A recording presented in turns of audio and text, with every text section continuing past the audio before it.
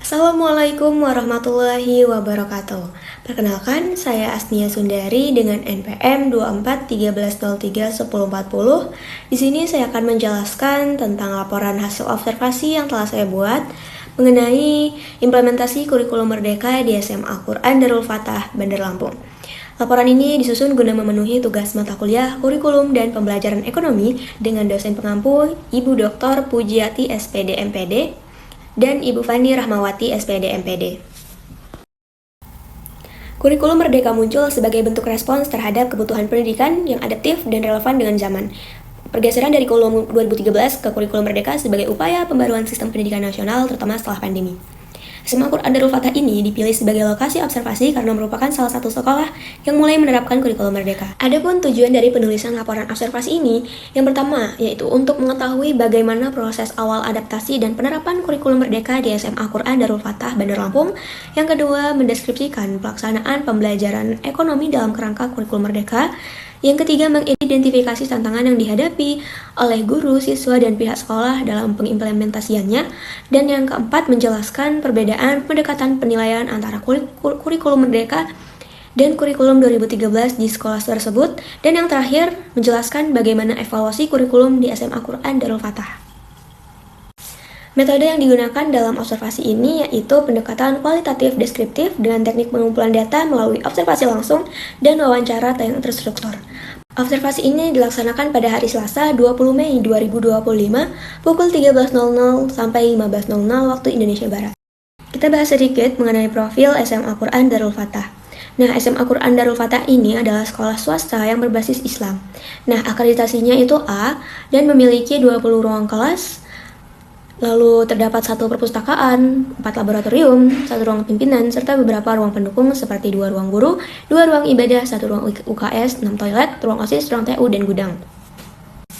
Kepala SMA Quran Darul Fatah bernama Bapak Fathur Rahman LC MPD. Nah, kita ulas kembali yakni tentang kurikulum. Kurikulum ini bisa diibaratkan seperti peta perjalanan pendidikan bagi seorang siswa. Ia yang menunjukkan kemana arah tujuan pembelajaran, apa saja yang harus dilalui, dan bagaimana cara mencapainya. Bukan sekadar daftar mata pelajaran, kurikulum mencakup semua kegiatan belajar yang dirancang untuk membantu siswa tumbuh baik secara pengetahuan, keterampilan, maupun karakter. Tanpa kurikulum, pendidikan ini bisa kehilangan arah dan tujuan.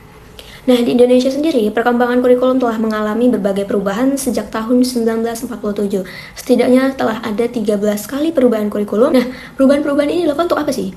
Yaitu untuk menyesuaikan dengan dinamika sosial, politik, dan kebutuhan masyarakat yang terus berkembang. Kemudian pada hasil observasi saya akan menjelaskan pada bagian awal, yakni proses awal penerapan kurikulum merdeka di SMA Quran Darul Fatah. Yang mana sesuai dengan yang telah disebutkan Kemendikbudristek bahwasanya kurikulum merdeka mulai diterapkan pada tahun ajaran 2022-2023. Maka kurikulum merdeka juga sudah diterapkan di SMA Quran Darul Fatah sejak tahun 2023 sampai sekarang. Berdasarkan hasil wawancara dengan narasumber yakni Bapak Zulkarnain menyebutkan ketika akan dilaksanakan pergantian kurikulum 2013 ke kurikulum merdeka, diadakan rapat terlebih dahulu antar setiap bagian tenaga kependidikan yang ada di SMA tersebut.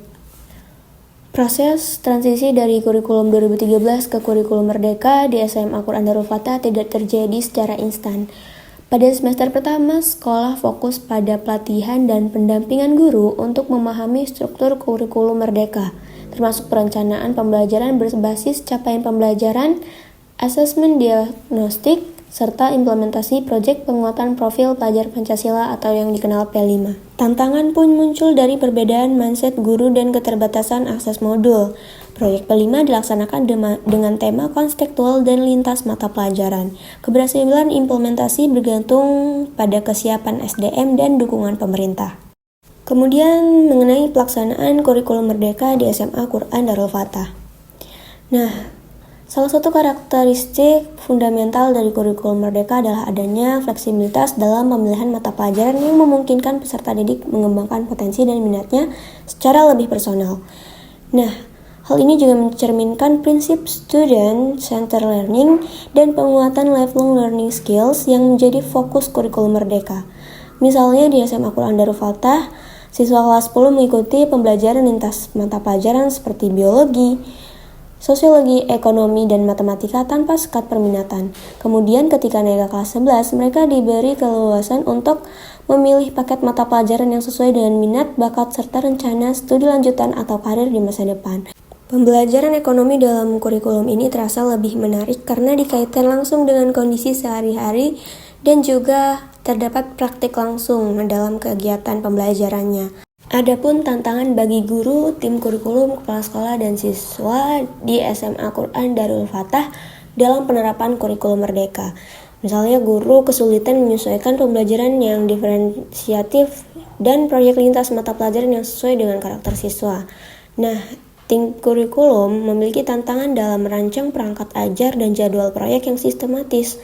Kemudian kepala sekolah perlu mengelola koordinasi dan supervisi langsung di tengah keterbatasan sumber daya. Dan siswa juga memiliki tantangan sebagaimana masih banyak yang kesulitan mengatur waktu, kerjasama tim atau anggota ketika kerja kelompok, dan kepercayaan diri dalam proyek saat mempresentasikan hasil kerja kelompok mereka. Yang selanjutnya yaitu perbedaan penilaian antara kurikulum Merdeka dan kurikulum 2013 di SMA Quran Darul Fatah.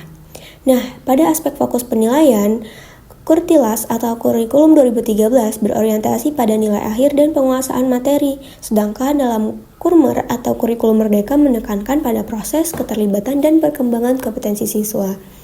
Nah, dalam aspek jenis penilaian, Kurtilas didominasi asesmen sumatif atau ujian-ujian, sedangkan Kurmer lebih mengutamakan asesmen formatif dan reflektif.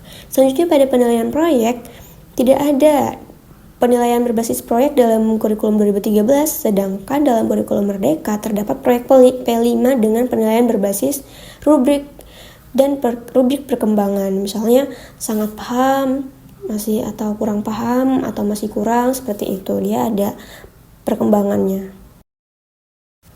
Bagian selanjutnya yaitu evaluasi kurikulum di SMA Quran Darul Fatah. Nah, bagaimana evaluasinya? Jadi evaluasi di sekolahan ini itu dilakukan secara periodik melalui forum rapat guru, refleksi mingguan, serta monitoring pelaksanaan proyek dan pembelajaran.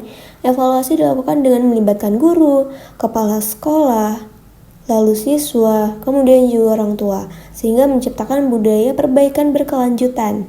Nah, sekolah juga aktif mengadopsi masukan dari pelatihan dan pengawas sekolah agar pelaksanaan kurikulum Merdeka tetap relevan dan berdampak.